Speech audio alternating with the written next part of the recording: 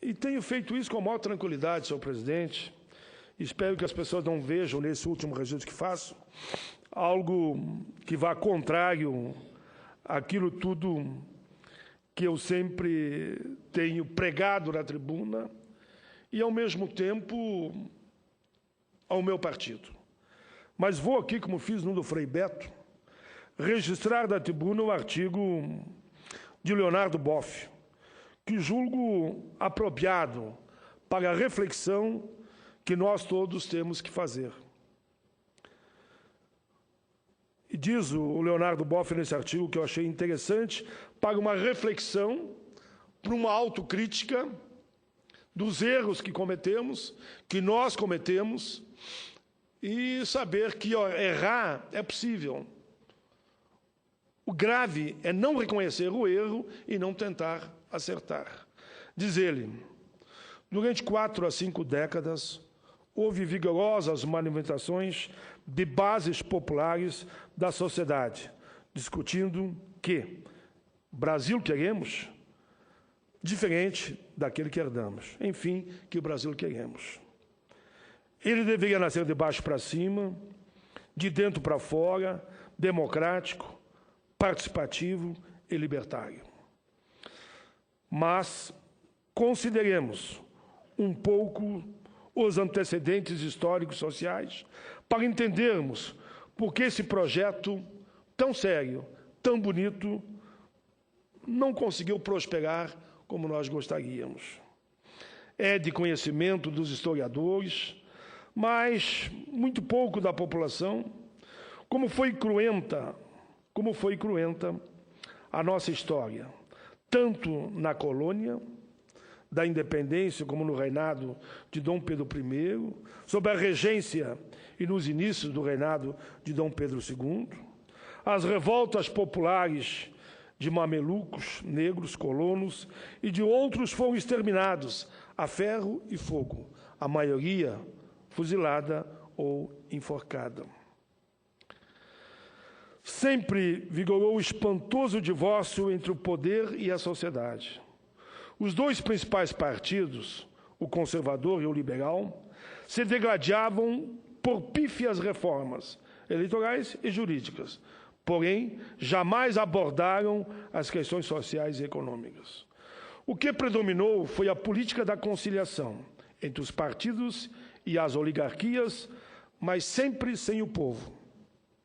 Para o povo e com o povo não havia conciliação, mas submissão.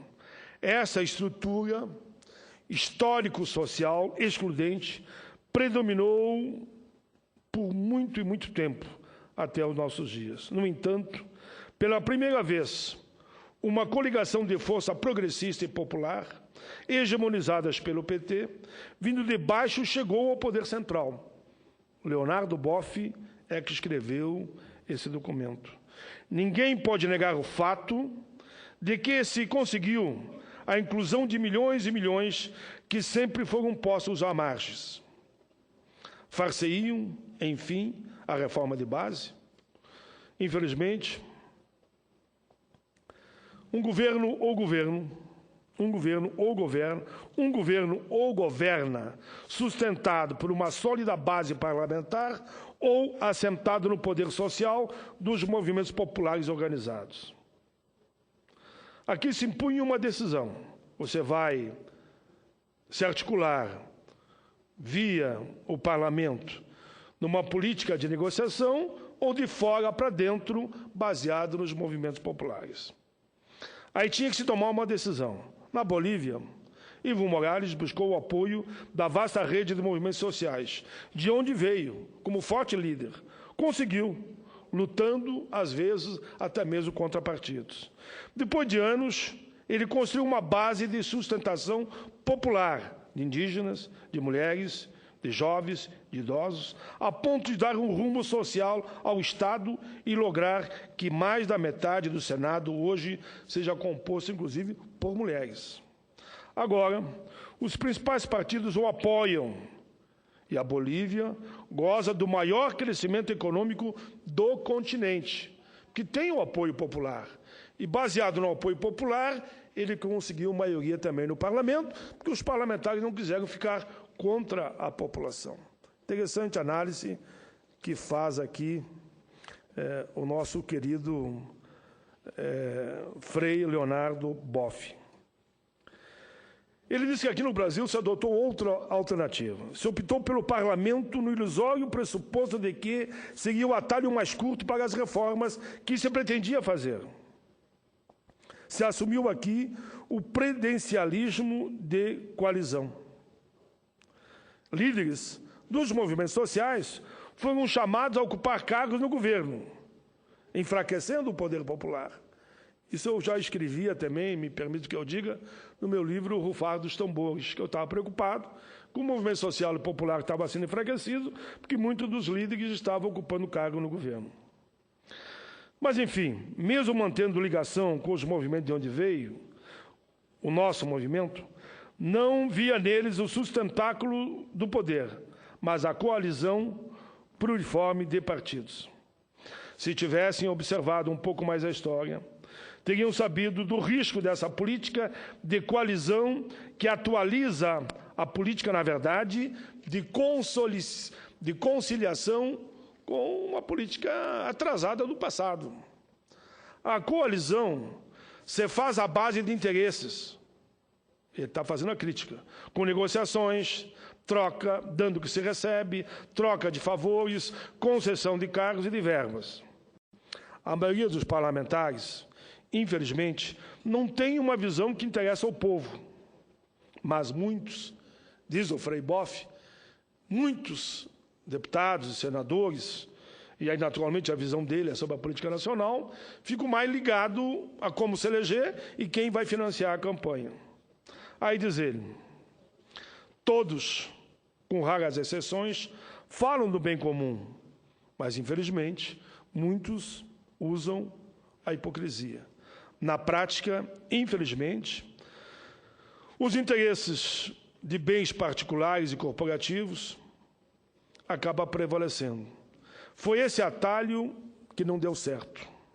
Por isso, nesse período, não se conseguiu fazer nenhuma reforma, nem a política, nem a econômica, nem a tributária e muito menos a reforma agrária. Não havia base organizada. Aí diz ele, a carta aos brasileiros, que na verdade era uma carta aos banqueiros, obrigou Lula a ficar dentro dos titames da macroeconomia mundial. Ela deixava poucos espaços para as políticas sociais que foram aproveitadas assim mesmo, tirando da miséria 36 milhões de pessoas. Nessa economia, o mercado dita as normas e tudo tem preço. Assim, nessa política de coalizão, se perdeu o contato orgânico com as bases, sempre terapêutico contra a corrupção. Infelizmente, diz ele, boa parte, inclusive, do PT não se manteve fiel às bandeiras principais.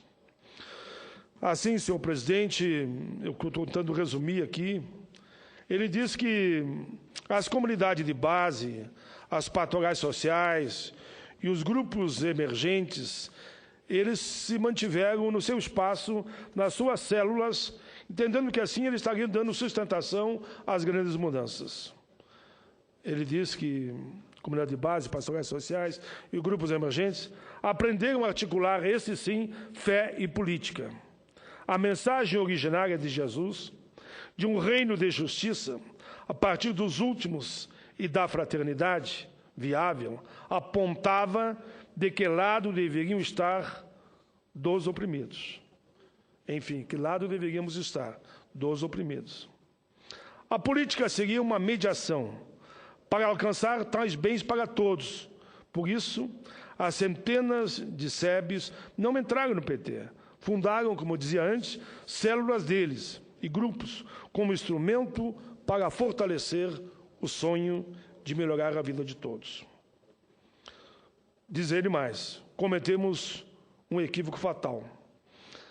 Ao optarmos sem opção pelo problemático presidencialismo de coalizão, deixamos de articular com as bases, de formar politicamente seus membros e de suscitar, buscar, alavancar novas lideranças. Aí ele fala aqui, não tem como não dizer, dele aí veio todo o problema que eu estou sintetizando, o mensalão, que um dia a justiça, embora duvidosa, e que a história tirará isso tudo a limpo. Depois, diz ele, veio o problema do Petrolão, que envolveu também membros do partido, naturalmente, de outros partidos. Aí ele diz, aqui termina, senhor presidente, o PT, e eu me somo nessa posição, porque nem tudo que está aqui eu sou obrigado a concordar, está numa carta. O PT deve ao povo brasileiro uma autocrítica, nunca feita integralmente. E eu me somo a essa frase. E tenho me manifestado assim no longo dos últimos, no mínimo, 2 anos. Para assim se transformar numa fênix que ressurge das cinzas, deverá voltar às bases e, junto com o povo, reaprender a lição de uma nova democracia participativa, popular e justa, que poderá resgatar a dívida histórica que os milhões de oprimidos ainda esperam desde a colônia e da escravidão. Termina ele dizendo, Frei Boff, apesar de tudo, e queiramos ou não, o PT representa, como disse o ex-presidente uruguaio, Mujica, quando esteve entre nós, a alma das grandes maiorias empobrecidas e marginalizadas do Brasil. Essa alma luta por sua libertação e o PT, redimido, continua sendo seu mais imediato instrumento. Aí ele termina dizendo, quem cai sempre pode se levantar, quem erra sempre pode aprender com os próprios erros. Caso queira permanecer e cumprir sua missão histórica, o PT faria bem em seguir esse percurso redentor, com uma autocrítica e começar tudo outra vez. Artigo com alguns comentários meus, claro, mas que fica na íntegra nos anais da casa, escrito pelo inesquecível e querido de todos nós, que está sempre vigilante no combate à impunidade, à corrupção e na construção de uma sociedade melhor para todos, que é o nosso querido Frei Leonardo Boff.